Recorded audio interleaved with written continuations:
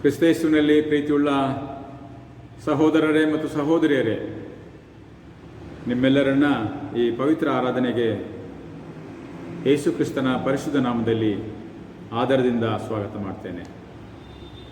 ಕುಳಿತಲ್ಲೇ ನಮ್ಮ ಕಣ್ಣುಗಳನ್ನು ಮುಚ್ಚೋಣ, ತಲೆಬಾಗಿಸಿ ಪ್ರಾರ್ಥನೆ ಮಾಡೋಣ. ದೇವರು ಆತ್ಮಸ್ವರೂಪನು, ಆತನನ್ನು ಆರಾಧಿಸುವರು ಆತ್ಮೀಯ ರೀತಿಯಲ್ಲಿ ಸತ್ಯಕ್ಕೆ ತಕ್ಕ ಹಾಗೆ ಆರಾಧಿಸಬೇಕು. ಈ ಆರಾಧನೆ ಆರಂಭವು ತಂದೆ, ಕುಮಾರ, ಪರಿಶುದ್ಧಾತ್ಮನದಂತ ಒಬ್ಬನೇ ತ್ರಯೇಕ ದೇವರ ನಾಮದಲ್ಲಿ ಉಂಟಾಗಲಿ. ಆಮೇನ್. ಸಹೋದರರೇ, ಹಾಡುವಂಥ ಸಂಗೀತದಲ್ಲಿ ಎರಡನೆಯ ಸಂಗೀತವನ್ನು ಹಾಡಿಕೊಳ್ಳೋಣ. ಹಾಡುವಂಥ ಸಂಗೀತಗಳಲ್ಲಿ ಎರಡನೇ ಸಂಗೀತ ಸ್ತೋತ್ರ ಉತ್ತಮ ದೇವರಿಗೆ ಅರ್ಪಿಸ ಬನ್ನಿ, ಊರ್ಧ್ವದಿ ಕರ್ತಗೆ ಮಹಿಮೆಯಾಗಲಿ ಅನ್ನಿ.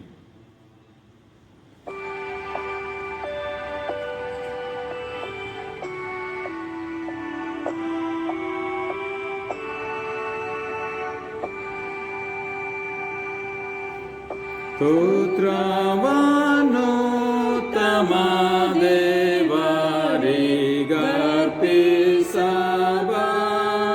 ಬನ್ನಿ, ಊರ್ಧ್ವದಿ ಕರ್ತಗೆ ಮಹಿಮೆಯಾಗಲಿ ಅನ್ನಿ.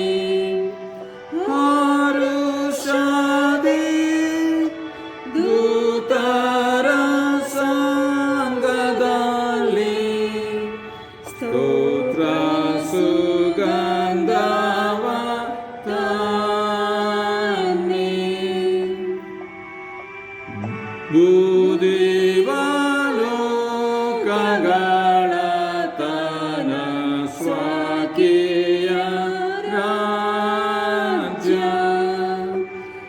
ಯಾವನು ಬೂದಿವರ ಜನ ಸಂಗಡ ವ್ಯಾಜ್ಯ ಮಾಡುವನು, ಆತನು ನುಡಿಯನು ಮರ್ತ್ಯರ ಗದ್ದಲ ತ್ಯಾಜ್ಯ.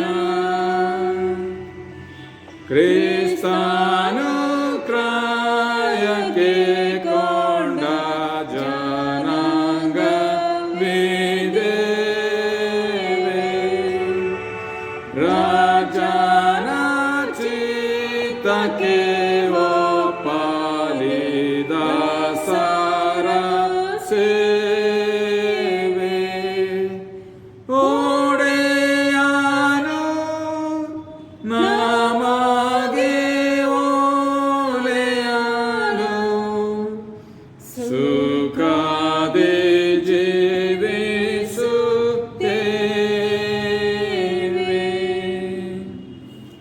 ಆರಾಧನಾ ಕ್ರಮ ಪುಸ್ತಕ 124ನೇ ಪುಟ ಅನುಸರಿಸಿ ಈ ಆರಾಧನೆಯನ್ನು ಮುಂದುವರಿಸೋಣ.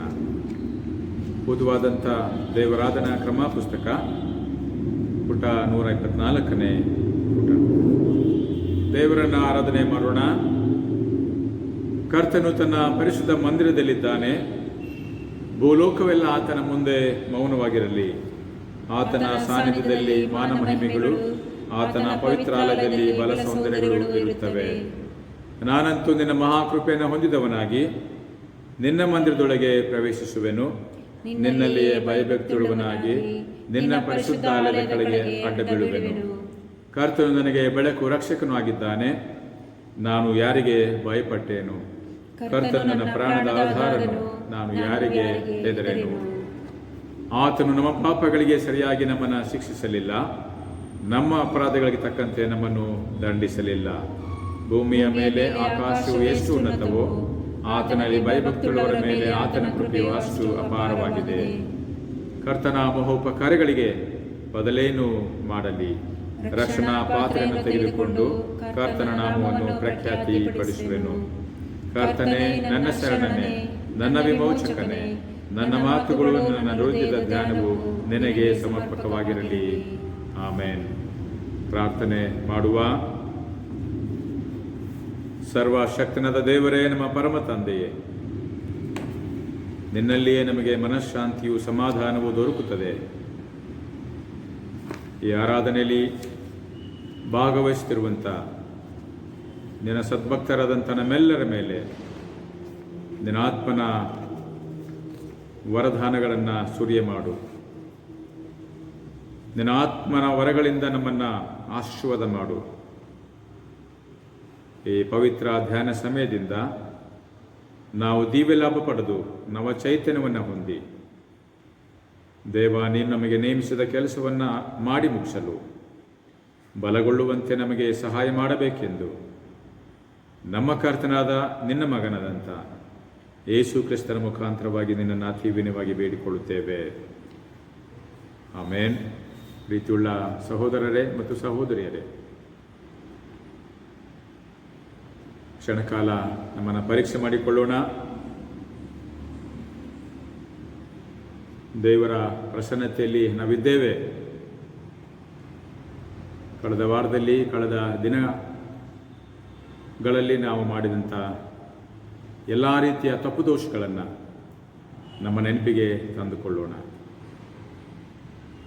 ಅವುಗಳನ್ನು ಒಪ್ಪಿಕೊಂಡು ದೇವರ ಕ್ಷಮಾಪಣೆಯನ್ನು ಹೊಂದಿಕೊಳ್ಳುವ ಹಾಗೆ ಕ್ಷಣಕಾಲ ಮೌನವಾಗಿದ್ದು 151ನೇ ಸಂಗೀತದ ಒಂದು ಚರಣವನ್ನು ಹಾಡೋಣ. ಬನ್ನಿ ಪಶ್ಚಾತ್ತಾಪದಿಂದ ಸ್ವಾಮಿ ಹತ್ರ ಬರುವ ಎನ್ನುವಂಥ ಸಂಗೀತದ ಒಂದು ಚರಣವನ್ನು ನಾವೆಲ್ಲರೂ ಹಾಡಿಕೊಳ್ಳೋಣ.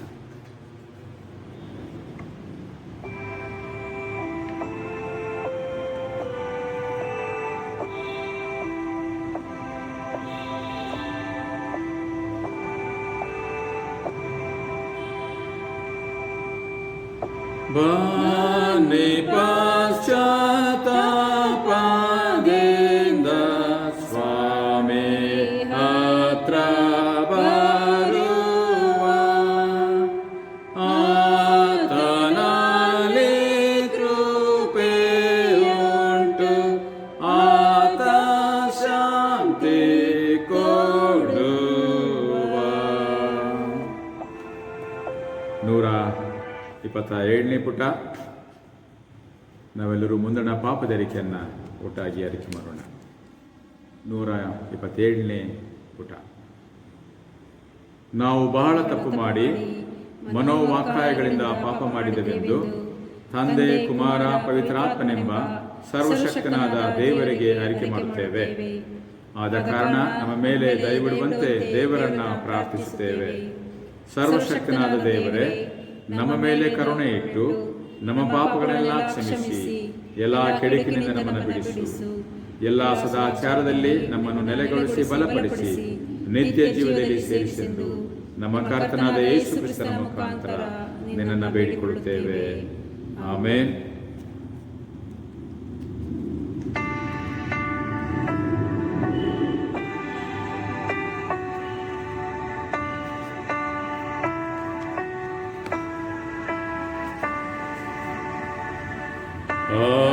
ಆದಿಕರ್ತ ಕ್ರಿಸ್ತನೇ, ಸೀಳಲ್ಪಟ್ಟ ಬಂಡೆಯೇ, ನೀನು ಪಟ್ಟ ಗಾಯಮು, ಒಯ್ದ ನೀರು ರಕ್ತವು, ನನ್ನ ಪಾಪ ನೀಗಿಸಿ ಪೂರ್ಣ ಶುದ್ಧ ಮಾಡಲಿ. ದೇವರಿಂದ ಪಾಪ ಕ್ಷಮಾಪಣೆಯನ್ನು ಹೊಂದಿಕೊಳ್ಳುವ ದೇವರೇ, ಸದಾ ಕರುಣೆ ತೋರಿಸುವುದು, ಕ್ಷಮಿಸುವುದು ನಿನ್ನ ಸ್ವಭಾವವೇ ಆಗಿದೆ. ನಮ್ಮ ಬಡ ಭಿನ್ನಗಳನ್ನು ಲಾಲಿಸಿ ನಮ್ಮ ಪಾಪಗಳ ಸಂಕೋಲೆಯಿಂದ ನಾವು ಬಂಧಿತರಾಗಿದ್ದರೂ ಸಹ ಕರುಣಾ ಸಾಗರನದ ನೀನು ನಮ್ಮ ಮಧ್ಯಸ್ಥನು ಸಹಾಯಕನಾಗಿರುವ ಯೇಸು ಕ್ರಿಸ್ತನ ಘನಕ್ಕಾಗಿ ನಮ್ಮನ್ನು ನಮ್ಮ ಪಾಪಗಳಿಂದ ಬಿಡುಗಡೆ ಮಾಡಬೇಕೆಂದು ನಿನ್ನನ್ನು ಅತಿ ವಿನಯವಾಗಿ ಬೇಡಿಕೊಳ್ಳುತ್ತೇವೆ. ಆಮೇನ್. ಪ್ರೀತಿಯುಳ್ಳ ದೇವಜನರೇ, ಈ ದಿನಕ್ಕೆ ನೇಮಕವಾದಂಥ ಮೊದಲನೆಯ ವೇದ ಪಾರಾಯಣವನ್ನು ನಾವು ಈ ಸಂದರ್ಭದಲ್ಲಿ ಓದಿ ಕೇಳಿಸಿಕೊಳ್ಳೋಣ.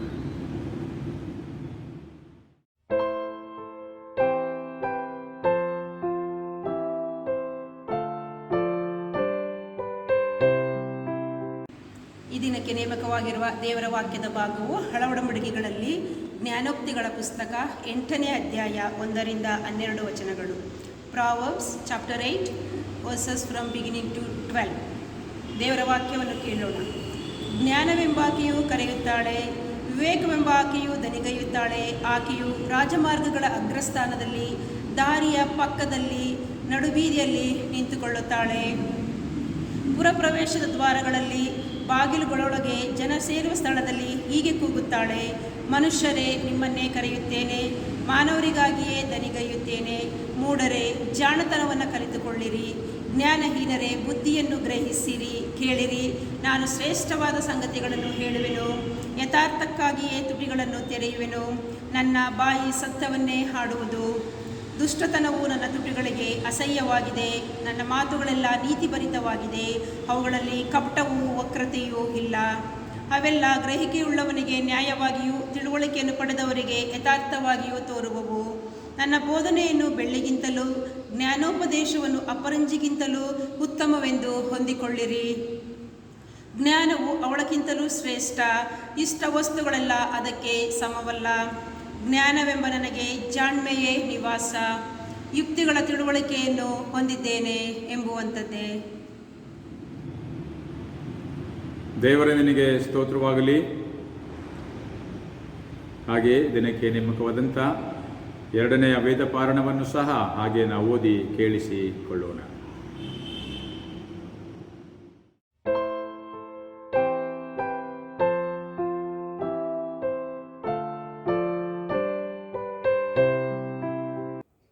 ಈ ಸಬ್ಬತ್ ದಿನದ 2ನೇ ವೇದ ಪಾರಣಕ್ಕಾಗಿ ಆರಿಸಿಕೊಂಡ ವೇದ ಭಾಗವು ಅಪೊಸ್ತಲರ ಕೃತ್ಯಗಳು ಅಧ್ಯಾಯ 8 ವಚನಗಳು 26-38. The acts of apostles chapter 8 versus beginning from 26 to 38. ಅಪೊಸ್ತಲರ ಕೃತ್ಯಗಳು ಅಧ್ಯಾಯ 8 ವಚನಗಳು 26-38. ದೇವರ ವಾಕ್ಯವನ್ನು ಓದಿ ಕೇಳೋಣ. ಫಿಲಿಪ್ಪನು ಅಂತಿಯೋಪದವನಿಗೆ ಸುವಾರ್ತೆಯನ್ನು ತಿಳಿಸಿದ್ದು.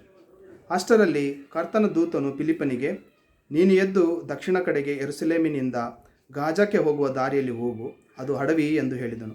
ಅವನು ಎದ್ದು ಹೊರಟು ಹೋದನು. ಹೋಗುತ್ತಿರುವಾಗ ಐಥಿಯೋಪ್ಯದ ದೇಶದ ಒಬ್ಬ ಮನುಷ್ಯನನ್ನು ಕಂಡನು. ಅವನು ಕಂಚುಕಿಯು, ಐಥಿಯೋಪ್ಯದವರ ರಾಣಿಯಾಗಿದ್ದ ಕಂದಾಕೆಯ ಕೈಕೆಳಗೆ ದೊಡ್ಡ ಅಧಿಕಾರಿಯು, ಆಕೆಯ ಎಲ್ಲ ಖಜಾನೆಯ ಮೇಲ್ವಿಚಾರಕನೂ ಆಗಿದ್ದನು.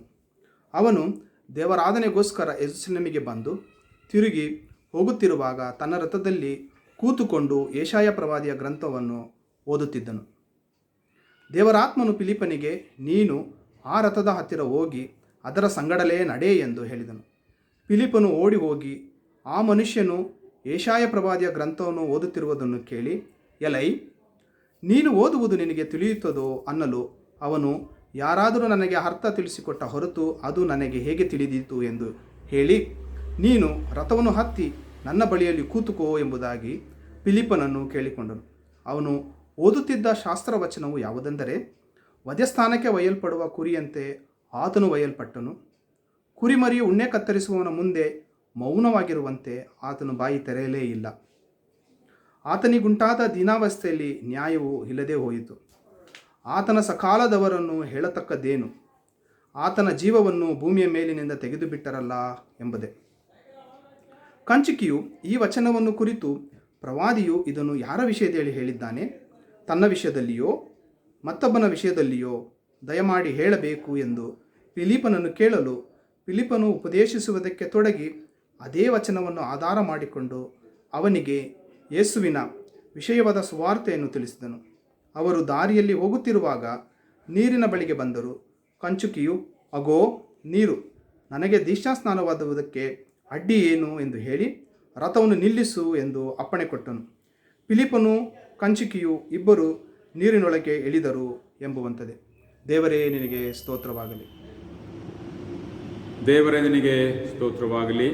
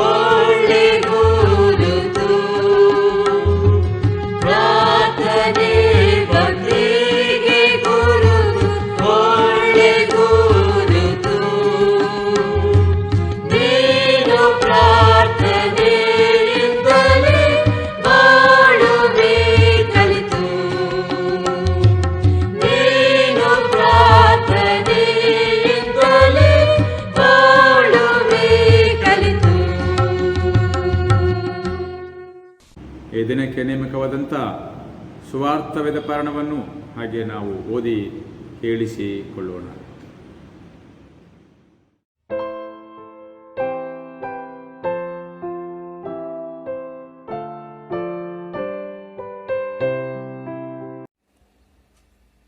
Today's third reading is taken from the Gospel according to St. Mark, chapter 6, verses beginning from 33 to 44. Shri ಮಾರ್ಕನು ಬರೆದ ಸುವಾರ್ತೆ 6ನೇ ಅಧ್ಯಾಯ ವಚನಗಳು 33ರಿಂದ 44ರವರೆಗೆ. The Gospel according to St. Mark, chapter 6, verses beginning from 33 to 44. Let us now hear the word of the Lord. Many people, however, saw them leave and knew at once who they were. So they went from all the towns and ran ahead by land and arrived at the place ahead of Jesus and his disciples. When Jesus got out of the boat, he saw this large crowd, and his heart was filled with pity for them, because they were like sheep without a shepherd. So he began to teach them many things.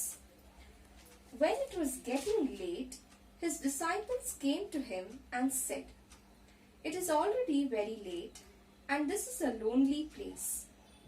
Send the people away and let them go to the nearby farms and villages in order to buy themselves something to eat." "You yourselves give them something to eat," Jesus answered. They asked, "Do you want us to go and spend 200 silver coins on bread in order to feed them?" So Jesus asked them, "How much bread have you got? Go and see." When they found out, they told him 5 loaves and also 2 fish. Jesus then told his disciples to make all the people divide into groups and sit down on the green grass. So the people sat down in rows, in groups of 100 and groups of 50. Then Jesus took the 5 loaves and the 2 fish, looked up to heaven, and gave thanks to God. He broke the loaves and gave them to his disciples to distribute to the people. He also divided the 2 fish among them all. Everyone ate and had enough. Then the disciples took up 12 baskets full of what was left of the bread and the fish. The number of men who were fed was 5,000. Here ends the reading. ಕ್ರಿಸ್ತನೇ ನಿನಗೆ ಸ್ತೋತ್ರವಾಗಲಿ. ಸುವಾರ್ಥ ವೇದ ಪಾರಣವನ್ನು ಓದಿ ಕೇಳಿಸಿಕೊಂಡಂತೆ ನಾವು ಅಪೋಸ್ತಲಿಕ ವಿಶ್ವಾಸವನ್ನು ನಾವೆಲ್ಲರೂ ಒಟ್ಟಾಗಿ ಅರಿಕೆ ಮಾಡೋಣ. பொதுವಾದ ಆರಾಧನಾ ಕ್ರಮ ಪುಸ್ತಕ ಪುಟ 128. ಎಲ್ಲರೂ ಒಟ್ಟಾಗಿ ಕ್ರೈಸ್ತ ನಂಬಿಕೆ ಅಪೋಸ್ತಲಿಕ ವಿಶ್ವಾಸವನ್ನು ಎಲ್ಲರೂ ಒಟ್ಟಾಗಿ ಆರಿಕೆ ಮಾಡೋಣ. ಪರಲೋಕ ಭೂಲೋಕಗಳನ್ನು ಸೃಷ್ಟಿಸಿದ ಸರ್ವಶಕ್ತನಾಗಿರುವ ತಂದೆಯಾದ ದೇವರ ನಂಬುತ್ತೇನೆ.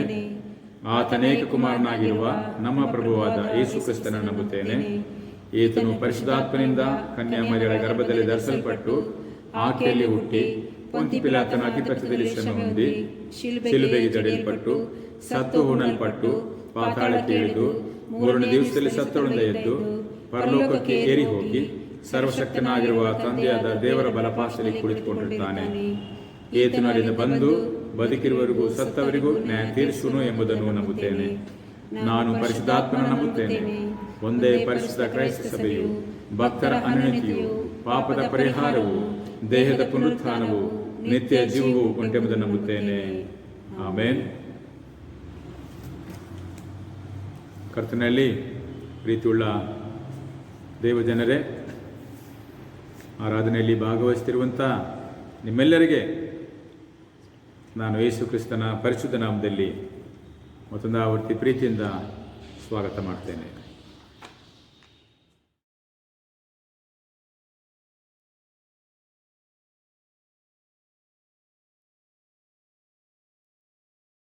ನಮ್ಮೆಲ್ಲರಿಗೆ ಗೊತ್ತಿರುವ ಹಾಗೆ ಕಳೆದ ಕೆಲವಾರು ತಿಂಗಳುಗಳಿಂದ ಕೋವಿಡ್-19 ಎನ್ನುವಂಥ ಈ ಸಾಂಕ್ರಾಮಿಕ ರೋಗದ ನಿಮಿತ್ತವಾಗಿ ನಮ್ಮ ಆಲಯಗಳು ಮುಚ್ಚಲ್ಪಟ್ಟಿದ್ದವು. ಆದರೆ ಕೇಂದ್ರ ಸರ್ಕಾರ ಹಾಗೂ ರಾಜ್ಯ ಸರ್ಕಾರ ಮತ್ತು ನಮ್ಮ ಡಯಾಸಿಸ್ನ ಅನುಮತಿಯ ಮೇರೆಗೆ ಈ ಕೋವಿಡ್-19 ಈ ಒಂದು ಸಂದರ್ಭದಲ್ಲಿಯೇ ಕೆಲವು ನಿರ್ದೇಶನಗಳನ್ನು ಹಾಕಿಕೊಂಡು, ಕೆಲವು ಮೆಜರ್ಸ್ ಇಲ್ಲವೇ ಡೈರೆಕ್ಟಿವ್ಸ್ಗಳನ್ನು ನಾವೇ ಹಾಕಿಕೊಂಡು ಆಲಯಗಳನ್ನು ತೆರೆದು ಆರಾಧನೆಯನ್ನು ಆಲಯದಲ್ಲಿ ನಡೆಸುವಂಥ ಒಂದು ಸಮಯವನ್ನು ದೇವರು ನಮಗೀಗ ಒದಗಿಸಿಕೊಟ್ಟಿದ್ದಾನೆ. ಆದುದರಿಂದ ದಿನಾಂಕ 13/9/2020 ಈ ತಿಂಗಳ 2ನೇ ಭಾನುವಾರದಿಂದ ನಮ್ಮ ಆಲಯದಲ್ಲಿಯೇ ಆರಾಧನೆಯನ್ನು ಆರಂಭ ಮಾಡುವಂಥ ಒಂದು ನಿರ್ಣಯವನ್ನು, ಒಂದು ನಿರ್ಧಾರವನ್ನು ಸಭಾಪಾಲಕರು ಮತ್ತು ಸಭಾಪಾಲನಾ ಸಮಿತಿಯವರು ತಗೊಂಡಿದ್ದಾರೆ. ಆದ್ದರಿಂದ ದಯಮಾಡಿ ಈಗ ನಾನು ಹೇಳುವಂಥ ಕೆಲವು ನಿರ್ದೇಶನಗಳು ಕೇಂದ್ರ ಸರ್ಕಾರ ಮತ್ತು ರಾಜ್ಯ ಸರ್ಕಾರ ಮತ್ತು ಡಯಾಸಿಸ್ನಿಂದ ಬಂದಂಥ ಕೆಲವು ಮೆಜರ್ಸ್ಗಳನ್ನು ನಾವೇ ಹಾಕಿಕೊಂಡು, ಕೆಲವು ನಿರ್ದೇಶನಗಳು, ಕೆಲವು ಕಟ್ಟುಪಾಡುಗಳ ಅಧೀನದಲ್ಲಿ ನಮ್ಮ ಆಲಯಗಳನ್ನು ತೆರೆದು ಆಲಯದಲ್ಲಿ ಆರಾಧನೆ ಮಾಡುವಂಥ ಒಂದು ಸದಾವಕಾಶವನ್ನು ದೇವರು ನಮಗೆ ಕೊಡ್ತಾ ಇದ್ದಾನೆ. ಅದಕ್ಕಾಗಿ ದೇವರಿಗೆ ಸ್ತೋತ್ರ ಸಲ್ಲಿಸ್ತೇನೆ. ಆ ನಿರ್ದೇಶನಗಳು ಏನೆಂದರೆ, ಆರಾಧನೆಗೆ ಬರುವಂಥವರು ಸೋಷಿಯಲ್ ಡಿಸ್ಟೆನ್ಸ್, ಸಾಮಾಜಿಕ ಅಂತರವನ್ನು ಕಡ್ಡಾಯವಾಗಿ ನಾವು ಮಾಡಲೇಬೇಕಾಗಿದೆ. 6 ಫೀಟ್ ಅಂತರ, ಒಬ್ಬ ವ್ಯಕ್ತಿಯಿಂದ ಮತ್ತೊಬ್ಬ ವ್ಯಕ್ತಿಯ ನಡುವೆ 6 ಗಜ ಇಲ್ಲವೇ 6 ಫೀಟ್ ಅಂತರ ಇಟ್ಟುಕೊಂಡು ನಾವು ಆರಾಧನೆಗೆ ಬರಬೇಕಾಗಿದೆ. ಕಡ್ಡಾಯವಾಗಿ ಮಾಸ್ಕನ್ನು ಧರಿಸಲೇಬೇಕಾಗಿದೆ ಮತ್ತು ಹ್ಯಾಂಡ್ ಸ್ಯಾನಿಟೈಸರನ್ನು ಕಡ್ಡಾಯವಾಗಿ ನಾವು ಬಳಕೆ ಮಾಡಲೇಬೇಕಾಗಿದೆ. ಮತ್ತು ಸಭಾಪಾಲನಾ ಸಮಿತಿಯವರು ಇದರ ಮೇಲ್ವಿಚಾರಣೆಯನ್ನು ಮಾಡುವವರಾಗಿದ್ದಾರೆ ಮತ್ತು ನಿಮ್ಮ ಥರ್ಮಲ್ ಚೆಕಪ್ ಮೂಲಕವಾಗಿ ನಿಮ್ಮ ದೇಹದ ಉಷ್ಣಾಂಶವನ್ನು ಕೂಡ ಅವರು ಚೆಕ್ ಮಾಡ್ತಾರೆ ಮತ್ತು ಇಡಲ್ಪಟ್ಟಂಥ ಒಂದು ದಾಖಲಾತಿ ಪುಸ್ತಕದಲ್ಲಿ, ರಿಜಿಸ್ಟರ್ನಲ್ಲಿ ನಿಮ್ಮ ಹೆಸರು, ಇಲ್ಲಿಂದ ಬಂದಿದ್ದೀರಿ, ನಿಮ್ಮ ವಯಸ್ಸು ಮತ್ತು ನಿಮ್ಮ ಉಷ್ಣಾಂಶದ ಒಂದು ಮಟ್ಟ, ಹಾಗೆ ನಿಮ್ಮ ಕಾಂಟ್ಯಾಕ್ಟ್ ನಂಬರ್, ಇವುಗಳನ್ನು ಅವರು ಬರೀತಾರೆ. ಆದ್ದರಿಂದ ದಯಮಾಡಿ ಸಭೆಯವರು, ಆರಾಧನೆಗೆ ಬರುವಂಥವರು ಈ ಎಲ್ಲ ವಿಚಾರಗಳಿಗೆ ತಾವು ಸ್ಪಂದಿಸುವಂತೆ, ಸಹಕಾರ ಮಾಡುವಂತೆ ಪ್ರೀತಿಯಿಂದ ಕೇಳಿಕೊಳ್ತೇನೆ. ಮತ್ತು ನೀವು ಆಲಯಕ್ಕೆ ಬರುವಾಗ ದಯಮಾಡಿ ನಿಮ್ಮ ಸತ್ಯವೇದಗಳನ್ನು ಮತ್ತು ಸಂಗೀತ ಕೀರ್ತನಾ ಪುಸ್ತಕಗಳನ್ನು, ಹುದುವಾದ ಆರಾಧನಾ ಕ್ರಮಗಳನ್ನು ದಯಮಾಡಿ ನೀವೇ ತರುವಂತೆ ಪ್ರೀತಿಯಿಂದ ಕೇಳಿಕೊಳ್ತೇನೆ. ದೇವಾಲಯದಲ್ಲಿ ನಿಮಗೆ ಸತ್ಯವೇದ ಆಗಲಿ ಅಥವಾ ಸಂಗೀತ ಕೀರ್ತನ ಪುಸ್ತಕಗಳಾಗಲಿ ಹುದುವಾದ ಆರಾಧನಾ ಕ್ರಮಗಳನ್ನು ನಿಮಗೆ ಕೊಡುವುದಿಲ್ಲ. ನೀವೇ ತಕ್ಕೊಂಡು ಬಂದು ಬಳಕೆ ಮಾಡಿ ಪುನಃ ನೀವೇ ಅದನ್ನು ಮನೆಗೆ ತಕ್ಕೊಂಡು ಹೋಗುವಂತೆ ಪ್ರೀತಿಯಿಂದ ಕೇಳಿಕೊಳ್ತೇನೆ. ಹಾಗೆ ಆಲಯದ ಒಳಗೆ ಪಾದರಕ್ಷೆಗಳನ್ನು, ಫುಟ್ವೇರ್ಗಳನ್ನು ಹಾಕಿಕೊಂಡು ಬರುವಂತಿಲ್ಲ. ನಿಗದಿ ಮಾಡಿದಂಥ ಸ್ಥಳದಲ್ಲಿ ನಿಮ್ಮ ಫುಟ್ವೇರನ್ನು, ನಿಮ್ಮ ಪಾದರಕ್ಷೆಗಳನ್ನು ಇಡುವಂತೆ ಕೇಳಿಕೊಳ್ತೇನೆ. ಮತ್ತು ಆಲಯದ ಒಳಭಾಗದಲ್ಲಿ ನಿಮ್ಮೆಲ್ಲರಿಗೆ ಕಾಣಿಸುವಂಥ ರೀತಿಯಲ್ಲಿ ಕಾಣಿಕೆಯ ಪೆಟ್ಟಿಗೆಗಳನ್ನು ನಾವು ಇಡ್ತೇವೆ.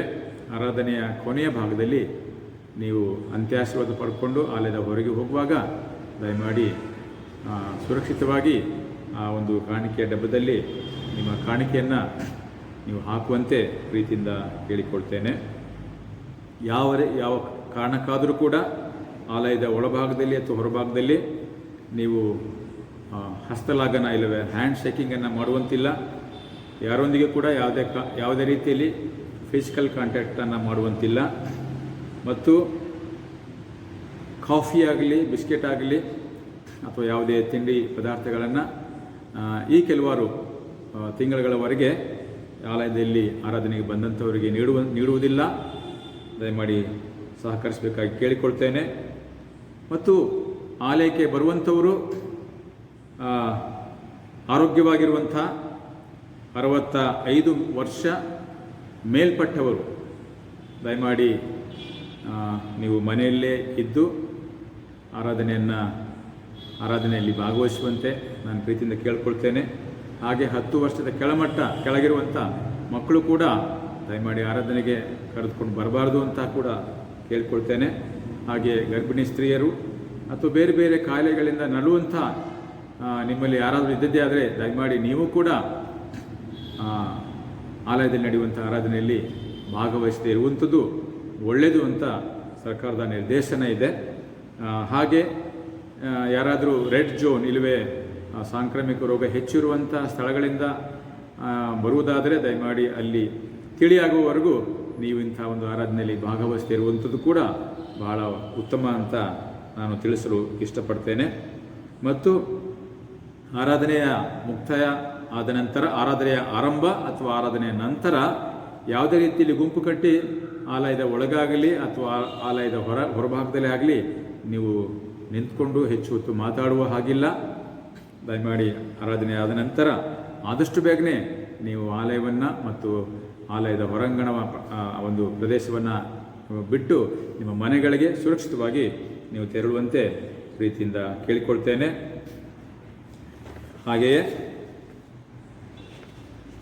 ಈ ಕೆಲವಾರು ತಿಂಗಳುಗಳವರೆಗೆ ಭಾನುವಾರ ಶಾಲೆ ನಡೆಸಲ್ಪಡುವುದಿಲ್ಲ, ಮಹಿಳಾ ಕೂಟ ಕೂಡ ನಡೆಸಲ್ಪಡುವುದಿಲ್ಲ ಮತ್ತು ಯವನಸ್ಥರ ಕೂಟ ಕೂಡ ನಡೆಸಲ್ಪಡುವುದಿಲ್ಲ. ಅದರಿಂದ ಆಗಾಗ್ಗೆ ಕೇಂದ್ರ ಸರ್ಕಾರ ಹಾಗೂ ರಾಜ್ಯ ಸರ್ಕಾರದ ಈ ನಿಯಮಾವಳಿಗಳನ್ನು ಮತ್ತು ನಮ್ಮ ಸನ್ಮಾನ್ಯ ಬಿಷಪರು ಕಳಿಸಿದಂಥ ಕಾಗದದ ಕೆಲವಾರು ನಿರ್ಣಯಗಳನ್ನು ಆಗಿದ್ದಾಗೆ ಆರಾಧನೆಗಳಲ್ಲಿ ನಿಮ್ಮ ಗಮನಕ್ಕೆ ನಾನು ತರ್ತೇನೆ. ಆ ಒಂದು ನಿರ್ದೇಶನಗಳ ಅಧೀನದಲ್ಲಿ ಅಥವಾ ಸರ್ಕಾರದ ಈ ಅಧೀನದ ಡೈರೆಕ್ಟಿವ್ಸ್ಗಳ ಅಧೀನದಲ್ಲಿ ನಮ್ಮ ಆರಾಧನೆಗಳು ಮುಂದಿನ ಭಾನುವಾರದಿಂದ ಇದೇ ಆಲಯದಲ್ಲಿ ನಡೆಸಲ್ಪಡ್ತದೆ. ಒಂದು ಬೆಂಚಿಗೆ ಇಬ್ಬರಂತೆ ತಾವು ಕೂತ್ಕೊಳ್ಬೇಕಾಗಿದೆ. ಆದ್ದರಿಂದ ಎಲ್ಲ ನಿರ್ದೇಶನಗಳನ್ನು ನೀವೇ ಸ್ವೇಚ್ಛೆಯಿಂದ ಪರಿಪಾಲನೆ ಮಾಡುತ್ತಾ ದೇವರನ್ನು ಆಲಯದಲ್ಲಿ ಆರಾಧಿಸುವಂತೆ ನಾನು ತಮ್ಮಲ್ಲಿ ವಿನಂತಿಸಿಕೊಳ್ತೇನೆ. ಸಭಾಪಾಲನಾ ಸಮಿತಿಯವರು ಮತ್ತು ಸಭಾಪಾಲಕರು ಕೊಡುವಂಥ ಈ ಕೆಲವಾರು ಸಾಮಾನ್ಯ ತಿಳುವಳಿಕೆಗಳನ್ನು ದಯಮಾಡಿ ಗೌರವಿಸುವಂತೆ, ಪರಿಪಾಲನೆ ಮಾಡುವಂತೆ ಕೂಡ ನಮ್ಮಲ್ಲಿ ನಾನು ಪ್ರೀತಿಯಿಂದ ಕಳಕಳಿಯಿಂದ ಕೇಳಿಕೊಳ್ತೇನೆ.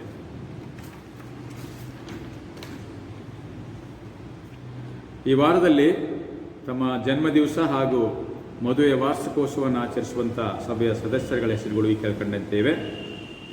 ದಿನಾಂಕ 7/9/2020 ತಮ್ಮ ಜನ್ಮದಿನ ಆಚರಿಸುವಂಥವರು ಶ್ರೀಯುತ ಜಾನ್ ಜಯರಾಜ್ರವರು. ದಿನಾಂಕ 11/9/2020 ಶ್ರೀಮತಿ ಸ್ವರ್ಣ ಫ್ಲಾರೆನ್ಸ್ ರವರು, ವೈಫ್ ಆಫ್ ಸಾಮ್ಯಲ್ ಸುಧಾಕರ್. ದಿನಾಂಕ 11/9/2020 Shrimati Sarala Latha, wife of mister JS Ahuja. ಹಾಗೂ ದಿನಾಂಕ 11/9/2020 ಎಸ್ತರ್ ಶಾಂತಕುಮಾರಿ ರವರು. ದಿನಾಂಕ 12/9/2020 ಶ್ರೀಮತಿ ಶೀಲಾ ಜ್ಞಾನವತಿರವರು. ಹಾಗೆ ಈ ವಾರದಲ್ಲಿ ತಮ್ಮ ಮದುವೆ ವಾರ್ಷಿಕೋತ್ಸವ ಆಚರಿಸುವ ದಂಪತಿಗಳು ದಿನಾಂಕ 10/9/2020 ಶ್ರೀಯುತರಾದಂಥ ದೇವಕೃಪಾ ಸಾಗರ್ ಹಾಗೂ ಅವರ ಪತ್ನಿ ಶ್ರೀಮತಿ ಪರಿಮಳ ಸಾಗರ್. ದಿನಾಂಕ 11/9/2020 ಶ್ರೀಯುತ ಸ್ಟೀಫನ್ ಲಾರೆನ್ಸ್ ಹಾಗೂ ಶ್ರೀಮತಿ ನೀತು ಸ್ಟೀಫನ್ ರವರು. ದಿನಾಂಕ 12/9/2020 ಶ್ರೀಯುತ ಹ್ಯಾರಿ ಮೋಸೆಸ್ ಹಾಗೂ ಶ್ರೀಮತಿ ಡಾರ್ತಿ ಸ್ಟೆಲ್ಲಾ ರವರು. ತಮ್ಮ ಜನ್ಮದಿವಸ ಹಾಗೂ ಮದುವೆ ವಾರ್ಷಿಕೋತ್ಸವ ಆಚರಿಸುವಂಥ ಈ ಎಲ್ಲ ಕೆಳಕಂಡ ಹಿರಿಯ ಕಿರಿಯ ಮಕ್ಕಳಿಗೆ ಮತ್ತು ದಂಪತಿಗಳಿಗೆ ನಾನು ಜನ್ಮದಿವಸದ ಹಾಗೂ ಮದುವೆ ವಾರ್ಷಿಕೋತ್ಸವ ಶುಭಾಶಯಗಳನ್ನು ನನ್ನ ವೈಯಕ್ತಿಕವಾದಂಥ ಮತ್ತು ಸಭೆಯ ಸಭಾಪಾಲನಾ ಸಮಿತಿಯ ಪರವಾಗಿ ನಾನು ನಿಮ್ಮೆಲ್ಲರಿಗೆ ಶುಭ ಕೋರ್ತೇನೆ. ದೇವರು ನಿಮ್ಮನ್ನು ಹೇರಳವಾಗಿ ಮುಂದಿನ ವರ್ಷಗಳಲ್ಲಿ, ದಿನಗಳಲ್ಲಿ ನಿಮಗೆ ಆರೋಗ್ಯ ಆಯುಷ್ಕಾಲ ಕೊಟ್ಟು ಕೈ ಹಿಡಿದು ನಡೆಸಲಿ ಎಂಬುದಾಗಿ ನಾನು ಪ್ರಾರ್ಥಿಸ್ತೇನೆ. ನಿಧಾನವಾಗಿ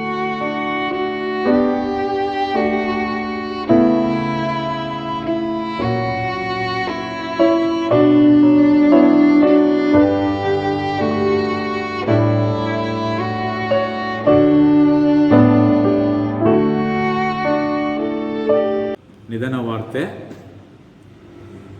ನಮ್ಮ ಸಭೆಯ ಗೌರವಾನ್ವಿತ ಸದಸ್ಯರು ಹಾಗೂ ಗೌರವಾನ್ವಿತ ಕಾರ್ಯದರ್ಶಿಗಳಾಗಿ ಹಾಗೆಯೇ ಸಭೆಯ ಆರ್ಗನಿಸ್ಟ್ ಆಗಿ ಸೇವೆ ಮಾಡುತ್ತಿದ್ದ ಸಭೆಯ ಹಿರಿಯ ಸದಸ್ಯರಾದಂಥ ಶ್ರೀಯುತರಾದಂಥ ಸಾಮ್ಯುಯಲ್ ದೇವಾನಂದರವರು ದಿನಾಂಕ 1/9/2020 ಕರ್ತನಲ್ಲಿ ನಿದ್ರೆ ಹೋದರೆಂದು ತಿಳಿಸಲು ನಾನು ವಿಷಾದ ವ್ಯಕ್ತಪಡಿಸುತ್ತೇನೆ. ದಿನಾಂಕ 2/9/2020 ಅವರ ಅಂತಿಮ ಶವ ಸಂಸ್ಕಾರವು ಹೊಸು ರೋಡ್ನ ಕ್ರಿಶ್ಚಿಯನ್ ಸಮಾಧಿಯಲ್ಲಿ ಅದು ನೆರವೇರಿಸಲ್ಪಟ್ಟಿತು. ನಮ್ಮೆಲ್ಲರಿಗೆ ಅವರು ಚಿರಪರಿಚಿತರು.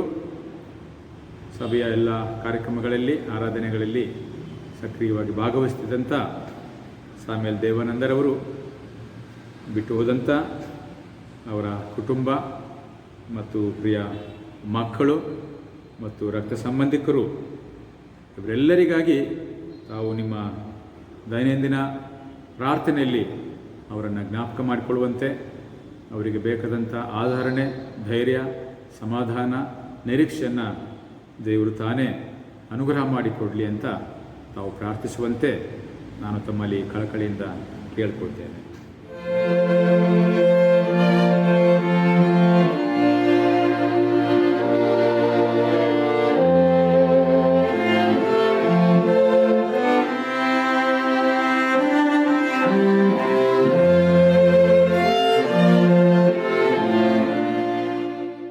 ಕರ್ತನಲ್ಲಿ ಪ್ರೀತಿಯುಳ್ಳ ಸಭೆಯವರೇ, ಮತ್ತೊಂದು ನಿಧನ ವಾರ್ತೆ. ನಮ್ಮ ಸಭೆಯ ಸದಸ್ಯರಾದಂಥ ಶ್ರೀಮತಿ ಅನಿತಾ ಬಿ ಅವರ ಪ್ರೀತಿಯ ತಾಯಿ ಶ್ರೀಮತಿ ಎಲಿಜಬೆತ್ ಅಮ್ಮ 70 ವರ್ಷ ಅವ್ರಿಗೆ ಆಗಿತ್ತು. ಅವರು ನಮ್ಮ ಆಲಯದ ಎಲ್ಲ ಆರಾಧನೆಗಳಲ್ಲಿ ಸಕ್ರಿಯವಾಗಿ ಭಾಗವಹಿಸ್ತಾ ಇದ್ದರು. ಅನೇಕ ದಿವಸಗಳಿಂದ ಅನಾರೋಗ್ಯದಲ್ಲಿದ್ದರು. ಆದರೆ ಅವರು ಕೂಡ 2 ದಿವಸಗಳ ಹಿಂದೆ ಕರ್ತನಲ್ಲಿ ನಿದ್ರೆ ಹೋದರೆಂದು ತಿಳಿಸಲು ನಾನು ವಿಷಾದ ವ್ಯಕ್ತಪಡಿಸ್ತೇನೆ. ದಯಮಾಡಿ ಅವರ ಪ್ರೀತಿಯ ಎಲ್ಲರಿಗೆ ಮತ್ತು ಅವರ ಕುಟುಂಬಕ್ಕೆ ದೇವರು ಶಾಂತಿ, ಸಮಾಧಾನ, ಧೈರ್ಯ, ಆಧರಣೆ, ನಿರೀಕ್ಷೆಗಳನ್ನು ಕೊಡಲಿ ಎಂಬುದಾಗಿ ಕೂಡ ನೀವು ಅವರಿಗೋಸ್ಕರ ಸಹ ನೀವು ಪ್ರಾರ್ಥನೆ ಮಾಡುವಂತೆ ನಾನು ತಮ್ಮಲ್ಲಿ ದೀನಭಾವದಿಂದ ಕೇಳಿಕೊಳ್ತೇನೆ. ಕಣ್ಣುಗಳನ್ನ ಮುಚ್ಚೋಣ, ಪ್ರಾರ್ಥನೆ ಮಾಡೋಣ. ಎಲ್ಲ ಒಳ್ಳೆಯ ಆಶೀರ್ವಾದಗಳಿಗೆ ಮೂಲ ಕಾರಣದಂಥ ನಮ್ಮ ಪರಲೋಕದ ತಂದೆಯಾದ ದೇವರೇ, ನಿನ್ನ ಮಗನು ನಮ್ಮ ರಕ್ಷಕನಾದಂಥ ಯೇಸು ಸ್ವಾಮಿಯ ಪರಿಶುದ್ಧ ನಾಮದಲ್ಲಿ ನನಗೆ ಅನಂತ ಸ್ತೋತ್ರವನ್ನು, ಕೃತಜ್ಞತೆಯನ್ನು ಸಲ್ಲಿಸ್ತೇವೆ. ದೇವರೇ, ಅಪ್ಪ ಸ್ವಾಮಿ, ನಿನ್ನ ಕೃಪೆಯಿಂದ ನಮ್ಮೆಲ್ಲರನ್ನ ಅದ್ಭುತವಾದ ರೀತಿಯಲ್ಲಿ ನೀನು ಕೈ ಹಿಡಿದು ನಡೆಸಿದ್ದಿ. ಈ ಹೊಸ ತಿಂಗಳ ಈ ಮೊದಲನೇ ಭಾನುವಾರ ನಿನ್ನ ಪವಿತ್ರ ಆರಾಧನೆಯಲ್ಲಿ ಭಾಗವಹಿಸ್ತಿರುವಂಥ ನಮ್ಮ ಮಧ್ಯೆ ನಿನ್ನ ಪ್ರಸನ್ನತೆಯನ್ನು ಅನುಗ್ರಹ ಮಾಡುತ್ತೇವ. ಕರ್ತನೆ, ಕೆಲವಾರು ತಿಂಗಳುಗಳಿಂದ ನಮ್ಮ ಆಲಯಗಳು ಮುಚ್ಚಲ್ಪಟ್ಟಿದ್ದವು. ಆರಾಧನೆಗಳನ್ನು ಆನ್ಲೈನ್ ಮೂಲಕವಾಗಿ, ಸಾಮಾಜಿಕ ಈ ಮಾಧ್ಯಮಗಳ ಮೂಲಕವಾಗಿ ನಾವು ನಡೆಸಿದೆವು. ನಿನಗೆ ಸ್ತೋತ್ರ. ಇನ್ನು ಮುಂದೆ ಆರಾಧನೆಗಳನ್ನು ನಿನ್ನ ಪವಿತ್ರ ಸನ್ನಿಧಾನಕ್ಕೆ ಬಂದು ಆಲಯಗಳಲ್ಲಿ ಮಾಡುವಂಥ ಒಂದು ಕೃಪಾ ಸೌಭಾಗ್ಯವನ್ನು ನಮಗೆ ಕೊಡ್ತಾ ಇರುವುದಕ್ಕಾಗಿ ಕೂಡ ನಿನಗೆ ಕೃತಜ್ಞತೆಯ ಸ್ತೋತ್ರ ಸಲ್ಲಿಸ್ತೇವೆ. ಕರ್ತನೆ, ಇಗೋ ಸ್ವಾಮಿ, ಈ ಸಂದರ್ಭದಲ್ಲಿ ನಿನ್ನ ಕರೆಗಳಿಗೆ, ನಿನ್ನ ಹಸ್ತ ಪರಿಪಾಲನೆಗೆ ನಾವು ನಮ್ಮ ಸಭೆಯ ಕಳೆದ ವಾರದ ಮತ್ತು ಈ ವಾರದಲ್ಲಿ ತಮ್ಮ ಜನ್ಮದಿನ ಕಾಣುವಂಥ ಎಲ್ಲ ಸಭೆಯ ಹಿರಿಯ ಕಿರಿಯ ಸಹೋದರ ಸಹೋದರಿಯರು, ದಂಪತಿಗಳು ಮತ್ತು ಮದುವೆ ವಾರ್ಷಿಕೋತ್ಸವ ಆಚರಿಸುವ ದಂಪತಿಗಳು ಮತ್ತು ಮಕ್ಕಳು ಎಲ್ಲರಿಗೋಸ್ಕರವಾಗಿ ನಾವು ಪ್ರಾರ್ಥನೆ ಮಾಡ್ತೇವೆ. ಕರ್ತನೆ, ಎಲ್ಲರನ್ನ ಹೇರಳವಾಗಿ ನೀನು ತಾನೇ ಆಶೀರ್ವದಿಸಿದ್ದಿ. ಆಶೀರ್ವಾದ ಮಾಡು, ಕೈ ಹಿಡಿದು ನಡೆಸು. ಏಜೆಂಟ್ ಮತ್ತು ಇಡ್ಲಿಕ್ಕಿರುವಂಥ ಹೊಸ ವರ್ಷದಲ್ಲಿ ಶುಭ ಕೃಪೆ ಅವರನ್ನು ಹಿಂಬಾಲಿಸಿ ಬರಲಿ. ಸ್ವಾಮಿ, ಮುಂದಿನ ದಿನಗಳು ಅವರಿಗೆ ಶುಭದಾಯಕವಾಗಿರಲಿ, ಆಶೀರ್ವಾದದಾಯಕವಾಗಿರಲಿ. ಅವರ ಇಷ್ಟಾರ್ಥ, ಅವರ ಕನಸುಗಳು ಅವು ನೆರವೇರಲಿ ಎನ್ನುವುದೇ ನಮ್ಮ ಆರೈಕೆ ಆಗಿದೆ. ಹಾಗೆ ಕರ್ತನೆ, ದಾಂಪತ್ಯ ಬದುಕಿನಲ್ಲಿ ಮತ್ತೊಂದು ಹೊಸ ಮದುವೆ ವಾರ್ಷಿಕೋತ್ಸವವನ್ನು ಕಾಣುವಂಥ ಎಲ್ಲ ದಂಪತಿಗಳಿಗೋಸ್ಕರ ಬೇಡ್ಕೊಳ್ತೇವೆ. ಅವರನ್ನು ಕೂಡ ಹೇರಳವಾಗಿ ಆಶೀರ್ವಾದ ಮಾಡು. ಸಂಸಾರದಲ್ಲಿ ಬೇಕಾದಂಥ ಶಾಂತಿ, ಸಮಾಧಾನ, ಆರೋಗ್ಯ ಮತ್ತು ಎಲ್ಲ ರೀತಿಯಲ್ಲಿ ಸುಕ್ಷೇಮಗಳನ್ನು ಕೊಟ್ಟು ಅವರನ್ನು, ಅವರಿಗೆ ಕೊಟ್ಟಂಥ ಮಕ್ಕಳನ್ನು ಕೂಡ ಹೇರಳವಾಗಿ ಆಶೀರ್ವದಿಸಿ ಕೈ ಹಿಡಿದು ನಡೆಸುವಂತ ನಾವು ಬೇಡ್ಕೊಳ್ತೇವೆ. ಸ್ವಾಮಿ, ನಮಗೆ ಗೊತ್ತಿದ್ದು ಗೊತ್ತಿಲ್ಲದೆ ನಮ್ಮ ಸಭೆಯಲ್ಲಿ ನಮಗೆ ಪರಿಚಯ ಇರುವಂಥವರು ಯಾರಾದರೂ ಅನಾರೋಗ್ಯದಲ್ಲಿದ್ದು ಚೇತರಿಸಿಕೊಳ್ತಾ ಇದ್ದಿದ್ದೇ ಆದರೆ, ಅಥವಾ ಅನಾರೋಗ್ಯದಲ್ಲಿದ್ದು ಕಷ್ಟದಲ್ಲಿ ತೊಂದರೆ ಇಕ್ಕಟ್ಟು ಇದ್ದದ್ದೇ ಆದರೆ, ಸ್ವಾಮಿ ಅಂಥ ಎಲ್ಲ ನಿನ್ನ ಮಕ್ಕಳನ್ನು ಹೇರಳವಾಗಿ ಆಶೀರ್ವಾದ ಮಾಡು.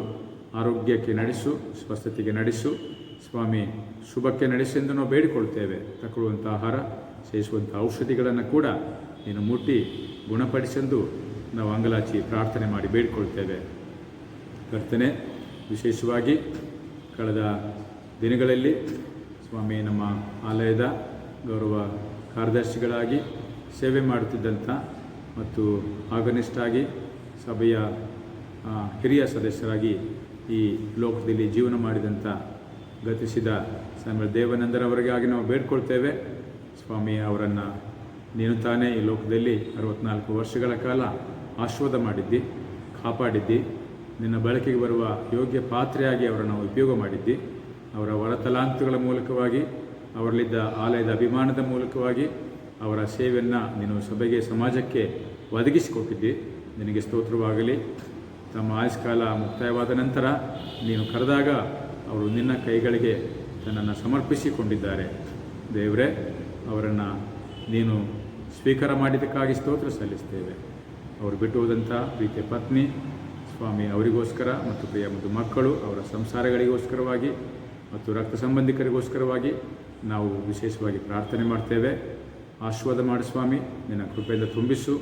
ಬೇಕಾದಂಥ ಶಾಂತಿ, ಸಮಾಧಾನ ಮತ್ತು ಧೈರ್ಯ, ಆಧರಣೆ, ನಿರೀಕ್ಷೆಗಳನ್ನು ಈ ಸಮಯದಲ್ಲಿ ಅನುಗ್ರಹ ಮಾಡಬೇಕಾಗಿ ನಾವು ಪ್ರಾರ್ಥಿಸಿ ಬೇಡಿಕೊಳ್ತೇವೆ.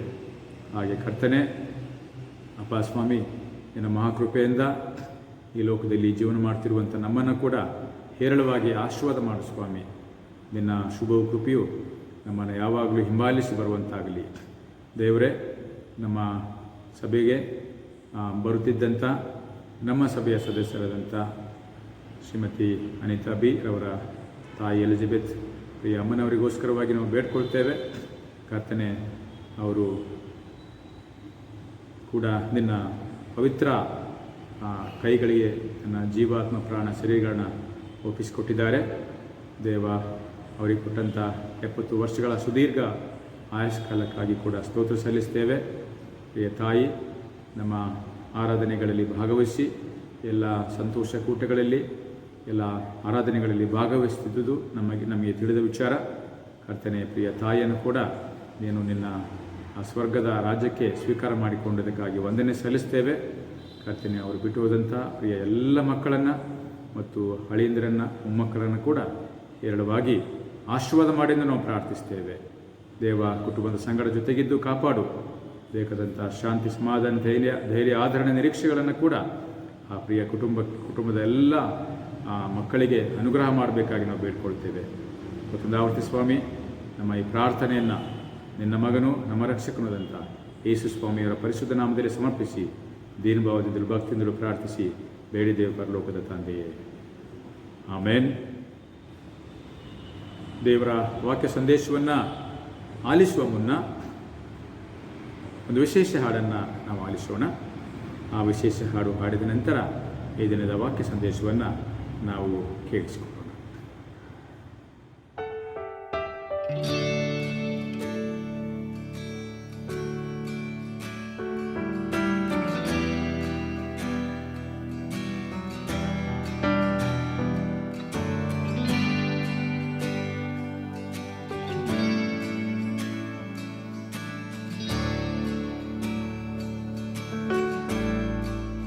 Welcome, Holy Spirit.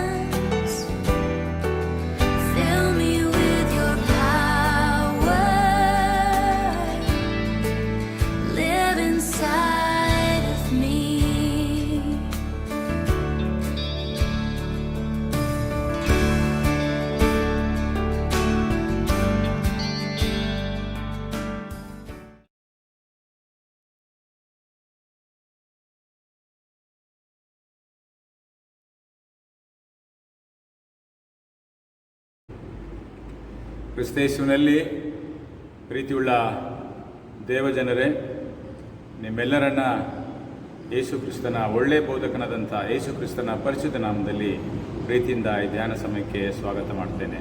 ಕಣ್ಣುಗಳನ್ನು ಮುಚ್ಚೋಣ, ಪ್ರಾರ್ಥನೆ ಮಾಡೋಣ. ದೇವರ ಆತ್ಮಸ್ವರೂಪನು, ಆತನನ್ನು ಆರಾಧಿಸುವವರು ಆತ್ಮೀಯ ರೀತಿಯಲ್ಲಿ ಸತ್ಯಕ್ಕೆ ತಕ್ಕ ಹಾಗೆ ಆರಾಧಿಸಬೇಕು. ನಮ್ಮ ದೇವರೇ, ನಿನ್ನ ವಾಕ್ಯ ಕೇಳುವಂತಹ ಸಂದರ್ಭದಲ್ಲಿ ನಿನ್ನ ಪ್ರಸನ್ನತೆಯಿಂದ ನಮ್ಮನ್ನು ತುಂಬಿಸು ದೇವ. ನಿಮ್ಮ ವಾಕ್ಯ ನಮ್ಮ ಕಾಲಿಗೆ ದೀಪ, ನಮ್ಮ ದಾರಿಗೆ ಬೆಳಕಾಗಿರಲಿ.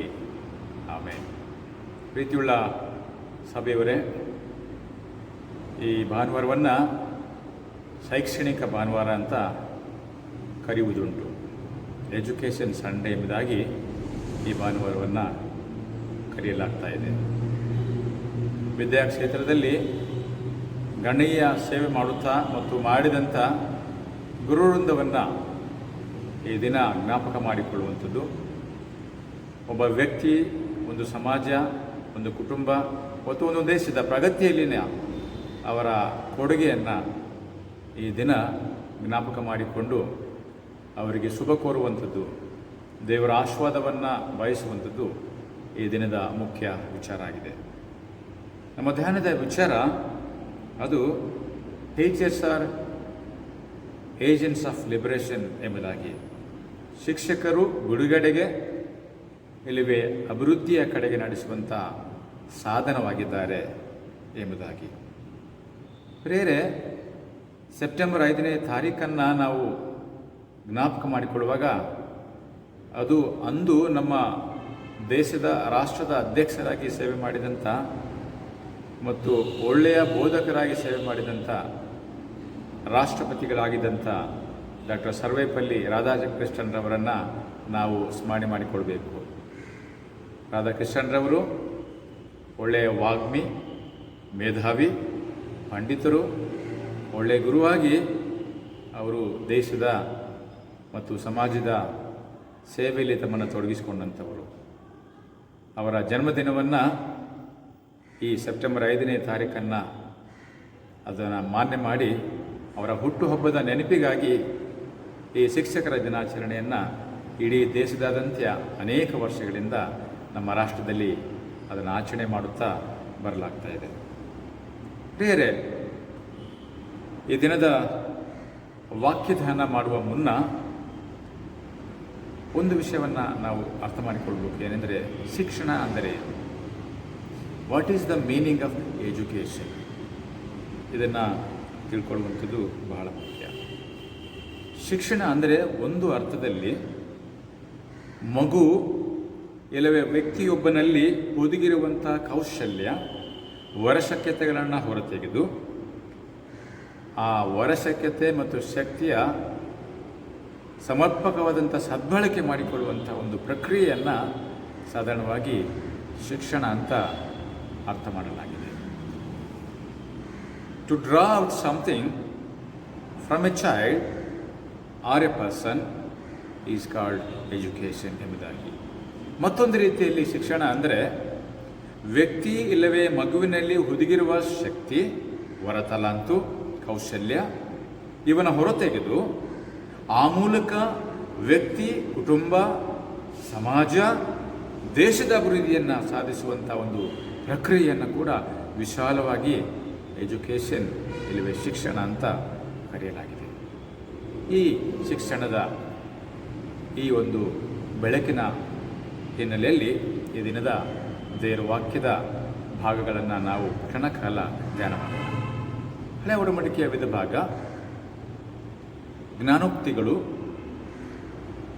8ನೇ ಅಧ್ಯಾಯ 1ರಿಂದ 12 ವಚನವನ್ನು ನಾವು ಸ್ವಲ್ಪ ಸಮಯ ಧ್ಯಾನ ಮಾಡೋಣ.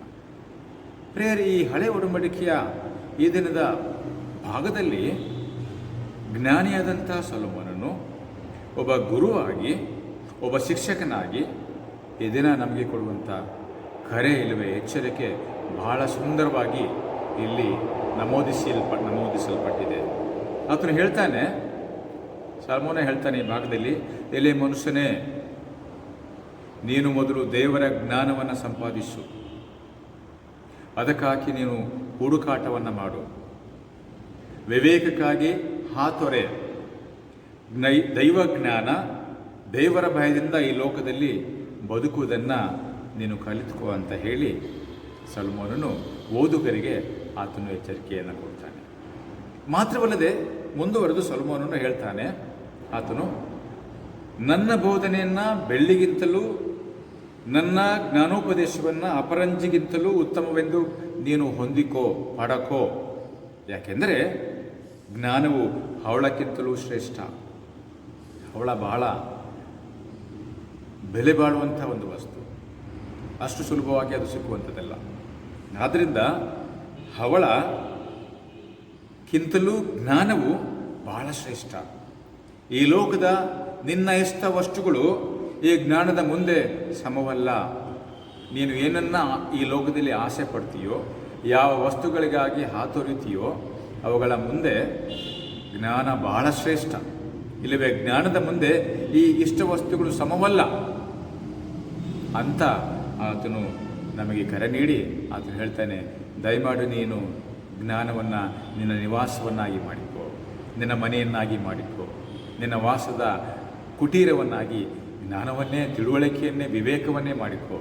ದೈವ ಜ್ಞಾನದಿಂದ ತುಂಬಿದವನಾಗಿ ಈ ಲೋಕದಲ್ಲಿ ಒಳ್ಳೆಯ ಮನುಷ್ಯನಾಗಿ ನೀನು ಬಾಳಿ ಬದುಕು ಅಂತ ಹೇಳಿ ಈ ಭಾಗದಲ್ಲಿ ಸೊಲೊಮೋನನು ನಮಗೆ ಕರೆಕೊಡ್ತಾನೆ. ಪ್ರಿಯರೇ, ಈ ಹಿನ್ನೆಲೆಯಲ್ಲಿ ನಮಗೆ ಪಾಠ ಮಾಡುವಂಥ, ನಮಗೆ ತಿಳುವಳಿಕೆಯನ್ನು ಕೊಡುವಂಥ, ನಮ್ಮ ಜೀವಿತವನ್ನು ರೂಪಿಸುತ್ತಾ ಇರುವಂಥ, ನಮ್ಮ ಬಾಳಿಗೊಂದು ಬೆಳಕನ್ನು, ನಮ್ಮ ಜೀವನಕ್ಕೊಂದು ಮಾರ್ಗವನ್ನು ಕೊಡ್ತಾ ಇರುವಂಥ ಗುರುಗಳನ್ನು, ಅವರ ಸೇವೆಯನ್ನು, ಅವರ ತ್ಯಾಗವನ್ನು, ಅವರ ಕೆಲಸ ಕಾರ್ಯಗಳನ್ನು ಈ ಕ್ಷಣದಲ್ಲಿ ನಾವು ಮಾನ್ಯ ಮಾಡಿ ದೇವರ ಆಶೀರ್ವಾದವನ್ನು ಅವರ ಮೇಲೆ ಸುರಿಯಲಿ, ದೇವರವರನ್ನು ಆಶೀರ್ವಾದ ಮಾಡಲಿ ಅಂತ ಬೇಡಿಕೊಳ್ಳುವಂಥದ್ದು ನಮ್ಮೆಲ್ಲರ ಹಂಗು ಮತ್ತು ಕರ್ತವ್ಯ ಆಗಿದೆ. ಯಾಕೆಂದರೆ ಯಾವುದೇ ಒಂದು ವ್ಯಕ್ತಿ, ಯಾವುದೇ ಒಂದು ಕುಟುಂಬ, ಯಾವುದೇ ಒಂದು ಸಮಾಜ, ಯಾವುದೇ ಒಂದು ದೇಶದ ಅಭಿವೃದ್ಧಿ ಹಿಂದೆ ಈ ಶಿಕ್ಷಕರ ಸೇವೆ, ಶಿಕ್ಷಕರ ಆ ಕೊಡುಗೆ, ಅವರ ಪ್ರಯಾಸ, ಅವರ ಶ್ರಮೆ ಇದೆ ಎನ್ನುವಂಥದ್ದನ್ನು ನಾವೆಂದೂ ಕೂಡ ಮರೆಯಬಾರದು.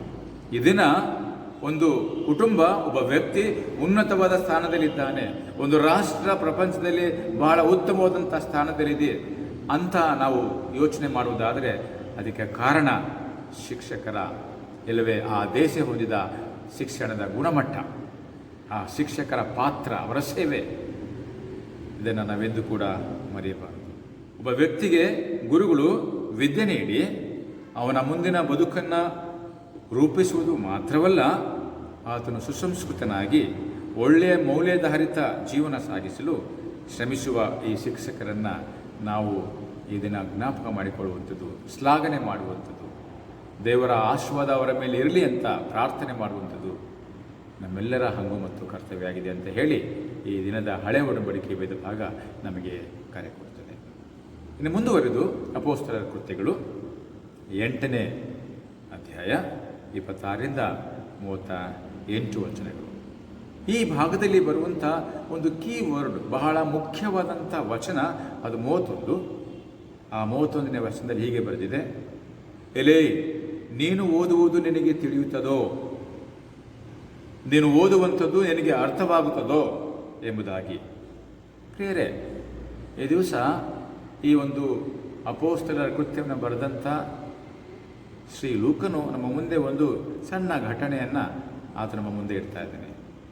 ಏನು ಆ ಘಟನೆ ಅಂತ ಹೇಳಿದರೆ, ನೋಡಿ, ಐಥಿಯೋಪಿಯ ದೇಶದ ಕಂಚುಕಿ, ಒಬ್ಬ ಅಧಿಕಾರಿ, ಖಜಾಂಚಿಯಾಗಿ ಉನ್ನತವಾದಂಥ ಸ್ಥಾನದಲ್ಲಿದ್ದಂಥ ವ್ಯಕ್ತಿ, ಆತನು ತನ್ನ ದೇಶದಿಂದ ಯೆರೂಸಲೇಮಿಗೆ ಆತನು ಯಾತ್ರೆಯಾಗಿ ಬಂದಿದ್ದಾನೆ. ಯೆರೂಸಲೇಮಿನಲ್ಲಿ ಆತನು ದೇವರಾಧನೆ ಮಾಡಿದ್ದಾನೆ. ಅನೇಕ ಸ್ಥಳಗಳನ್ನು ಆತನು ಭೇಟಿ ಮಾಡಿ ಆತನೀಗ ಮರಳಿ ತನ್ನ ಐಥಿಯೋಪ್ಯ ದೇಶಕ್ಕೆ, ಇಲ್ಲವೇ ಐಗುಪ್ತ ದೇಶಕ್ಕೆ ಆತನು ರಥದಲ್ಲಿ ಪ್ರಯಾಣ ಮಾಡುವಾಗ ಆತನು ಆ ಪ್ರಯಾಣದಲ್ಲಿ ಯೆಶಾಯನ ಪ್ರವಾದನೆ ಗ್ರಂಥ 53ನೇ ಸಂಧಿಯ ಆ ಅಧ್ಯಾಯದ ಭಾಗವನ್ನು ಆತನು ಓದುತ್ತಾ ಹೋಗುತ್ತಾ ಇದ್ದಾನೆ. ಆ ಸಂದರ್ಭದಲ್ಲಿ ದೇವರಾತ್ಮನು ಈ ಫಿಲಿಪ್ಪನಿಗೆ ಹೇಳ್ತಾನೆ, ಫಿಲಿಪ್ಪನೇ, ನೀನು ಆ ಕಂಚುಕಿ ಹೋಗುತ್ತಿರುವಂಥ ಆ ಕಡೆ ನಡೆದು ಹೋಗು, ಅವನನ್ನು ಸಂಧಿಸು ಎಂಬುದಾಗಿ. ಫಿಲಿಪ್ಪನು ದೇವರಾತ್ಮನ ಪ್ರೇರಣೆಗೆ ಒಳಪಟ್ಟು ಆತನು ಆ ಕಂಚುಕಿಯ ಆ ರಥದ ಹಿಂದೆ ಇಲ್ಲವೇ ಅವನ ಜೊತೆ ನಡೆಯುವಾಗ ಫಿಲಿಪ್ಪನು ಒಂದು ಪ್ರಶ್ನೆ ಮಾಡ್ತಾನೆ, ಎಲೇ ಮನುಷ್ಯನೇ, ನೀನು ಓದುವುದು ನಿನಗೆ ಗೊತ್ತಾಗ್ತದೋ ಎಂಬುದಾಗಿ. ಕಂಚುಕಿ ಆ ಪ್ರಶ್ನೆಗೆ ಯಾರಾದರೂ ಇದರ ಕುರಿತು ನನಗೆ ವಿವರಣೆ ನೀಡದೆ ಹೋದರೆ, ಅರ್ಥ ತಿಳಿಸಿಕೊಳ್ಳದೆ ಹೋದರೆ ನನಗಿದು ಹೇಗೆ ಗೊತ್ತಾದಿತ್ತು ಎಂಬುದಾಗಿ.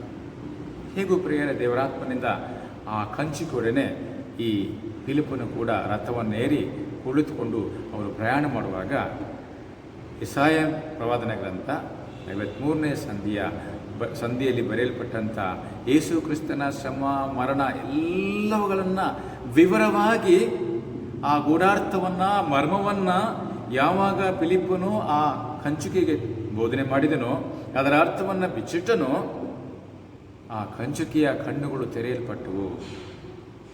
ಕಂಚುಕಿ ಯೇಸುವನ್ನು ಫಿಲಿಪ್ಪನ ಮೂಲಕವಾಗಿ ಕಂಡುಕೊಂಡ. ಆತನ ಹೃದಯ, ಆತನ ಮನಸ್ಸು ಅದು ತೆರೆಯಲ್ಪಡ್ತು. ಆತನು ಯೇಸುವನ್ನು ನಂಬಿದ. ಯೇಸುವೇ ಈ ಲೋಕದಲ್ಲಿ ಮಾನವರ ಪಾಪಕ್ಕಾಗಿ ವಿಮೋಚನೆಗಾಗಿ ಕಲ್ವಾರಿ ಕ್ರೂಜೆಯಲ್ಲಿ ಮರಣ ಅನುಭವಿಸಿದಂಥ ಯೇಸು ಸ್ವಾಮಿ ನಿಜವಾದ ದೇವರು ಎಂಬುದಾಗಿ ಆತನು ನಂಬಿದ. ಯೇಸುವನ್ನು ಸ್ವಂತ ರಕ್ಷಕನಾಗಿ ಅಂಗೀಕಾರ ಮಾಡಿದ.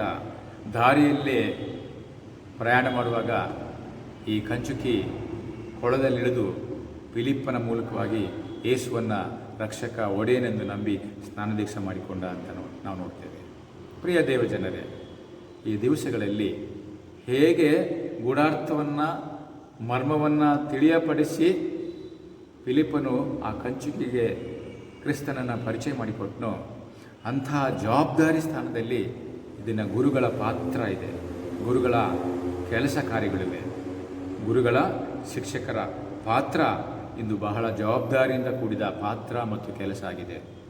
ಗೂಢಾರ್ಥವನ್ನು ಬಿಡಿಸಿ ತಿಳಿಸಿ ಅಜ್ಞಾನದಿಂದ ಜ್ಞಾನದ ಕಡೆಗೆ, ಅರಿವಿನ ಕಡೆಗೆ, ನೈಜ ಜೀವನದ ಕಡೆಗೆ, ವಾಸ್ತವ್ಯದ ಕಡೆಗೆ, ನಂಬಿಕೆಯ ಕಡೆಗೆ ನಡೆಸುವ ಶ್ರೇಷ್ಠ ಕಾರ್ಯಕ್ಕಾಗಿ ದೇವರು ಈ ಗುರು ವೃಂದವನ್ನು ಸಭೆ, ಸಮಾಜ, ಕುಟುಂಬ ಮತ್ತು ದೇಶದಲ್ಲಿ ದೇವರು ಬೋಧಕರನ್ನು ಆಶೀರ್ವಾದ ಮಾಡಿ ಇಟ್ಟಿದ್ದಾನೆ. ಅವರ ಸೇವೆ, ಅವರ ಜವಾಬ್ದಾರಿ ಬಹಳ ಶ್ರೇಷ್ಠ. ಒಬ್ಬ ವ್ಯಕ್ತಿಯ ಅಭಿವೃದ್ಧಿಯ ಹಿಂದೆ, ಒಬ್ಬ ವ್ಯಕ್ತಿಯ ಆ ಒಂದು ಸುಖ ಜೀವನದ ಹಿಂದೆ ಗುರುಗಳ ಪಾತ್ರ ಇದೆ, ಗುರುಗಳ ಆ ಒಂದು ತ್ಯಾಗ ಇದೆ ಎನ್ನುವಂಥದ್ದನ್ನು ನಾವೆಂದೂ ಕೂಡ ಮರಿಬಾರ್ದು.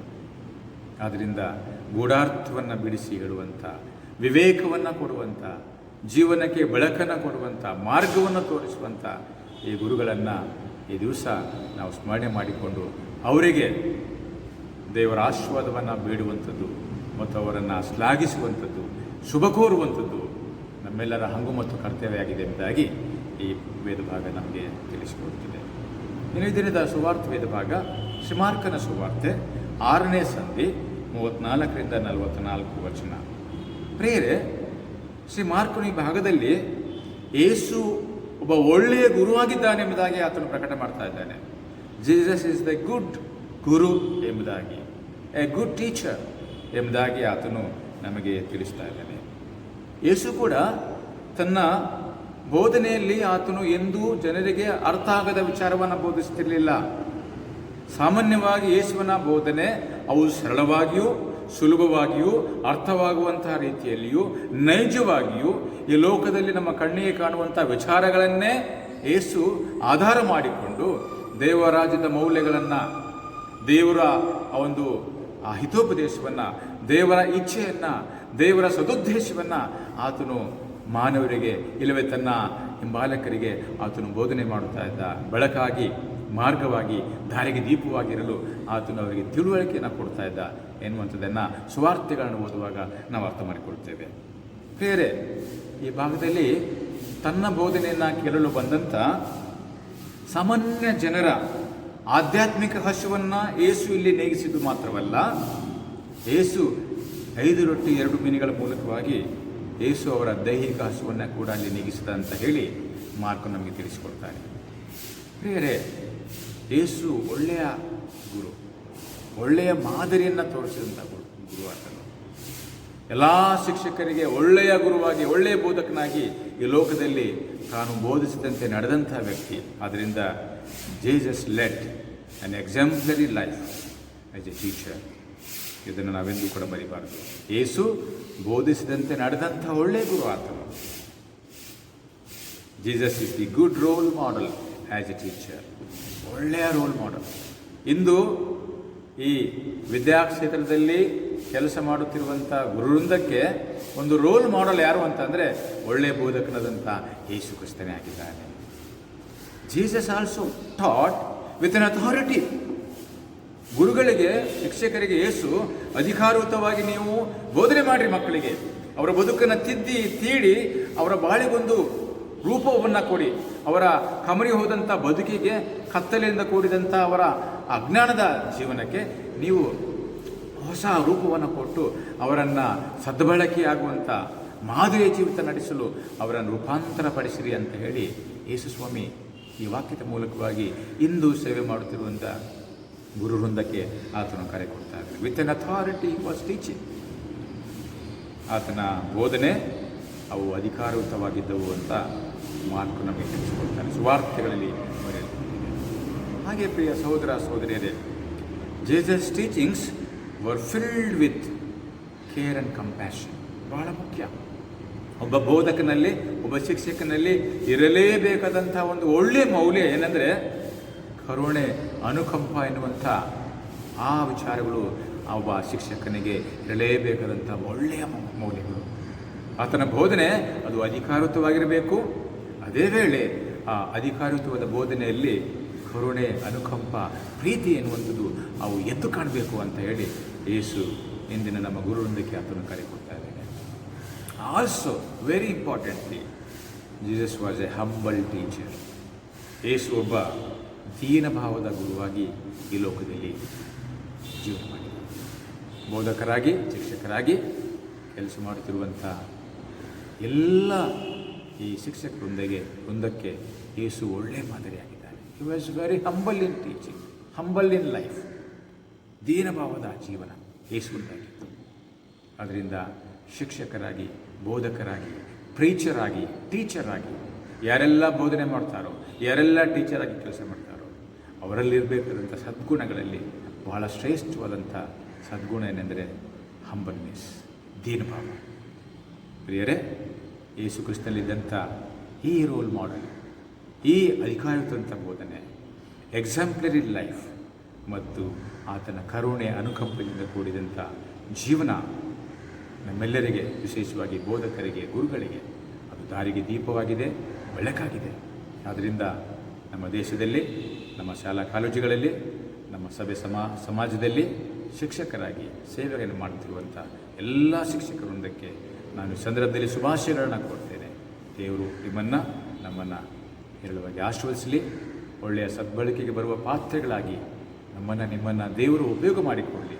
ಆ ಮೂಲಕವಾಗಿ ಒಂದು ವ್ಯಕ್ತಿ, ಒಂದು ಕುಟುಂಬ, ಒಂದು ಸಮಾಜ, ಒಂದು ದೇಶದ ಅಭಿವೃದ್ಧಿಗೆ ಈ ಗುರುವೃಂದ ನಾಂದಿ ಹಾಡಲಿ ಅಂತ ಹೇಳಿ ನಾನು ನನ್ನ ಈ ಸಣ್ಣ ಸಂದೇಶವನ್ನು ಮುಕ್ತಾಯ ಮಾಡ್ತೇನೆ. ದೇವರ ವಾಕ್ಯ ನಮ್ಮ ಕಾಲಿಗೆ ದೀಪ, ನಮ್ಮ ದಾರಿಗೆ ಬೆಳಕಾಗಿರಲಿ.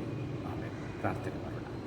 ಪರಮ ಪ್ರೀತಿಯುಳ್ಳ ದೇವರೇ, ಈ ಧ್ಯಾನ ಸಮಯವನ್ನು ನೀನು ಆಶೀರ್ವದಿಸೋದಕ್ಕಾಗಿ ಸ್ತೋತ್ರವಾಗಲಿ. ಕೇವಲ ಬೋಧಿಸುವವರು ಮಾತ್ರ ಶಿಕ್ಷಕರಾಗಿ, ಬೋಧಕರಾಗಿ ನಾವು ಈ ಲೋಕದಲ್ಲಿ ಜೀವನ ಮಾಡದೆ, ಬದಲಾಗಿ ಯೇಸುವಿನಂತೆ ನಾವು ಬೋಧಿಸಿದಂತೆ ಜೀವನ ಮಾಡಲು ಸಹಾಯ ಮಾಡು.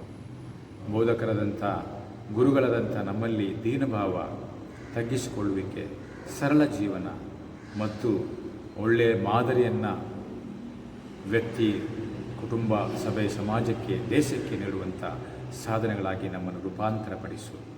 ಯೇಸು ಸ್ವಾಮಿ ನಾಮದಲ್ಲಿ ಪ್ರಾರ್ಥಿಸಿ ಬೇಡಿ ಹೊತ್ತಿದ್ದೇವೆ ಪರಲೋಕದ ತಂದೆ. ಆಮೇನ್.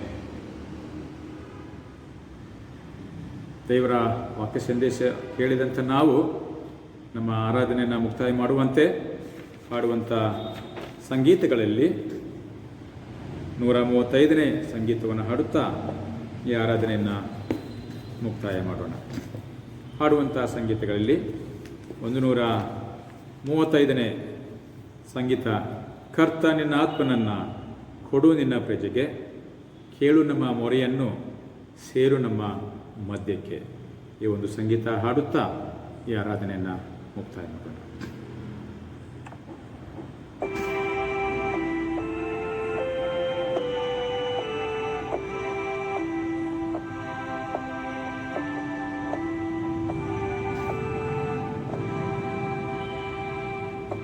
ಕರ್ತನೇ ನಾತ್ಮನನ್ನು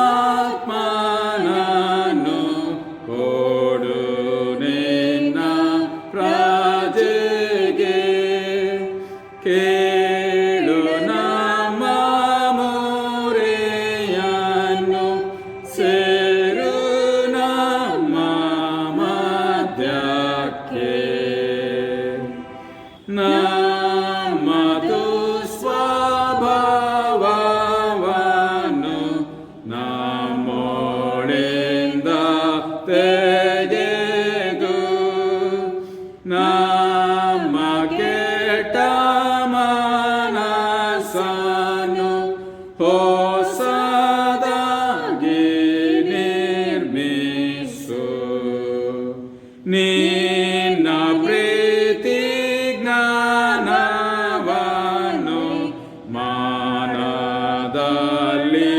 ಹೊಯ್ದು, ನಿನ್ನ ಮಕ್ಕಳಂತೆ ಮನ್ನು ಈಗಲೇ ಸ್ವೀಕರಿಸು.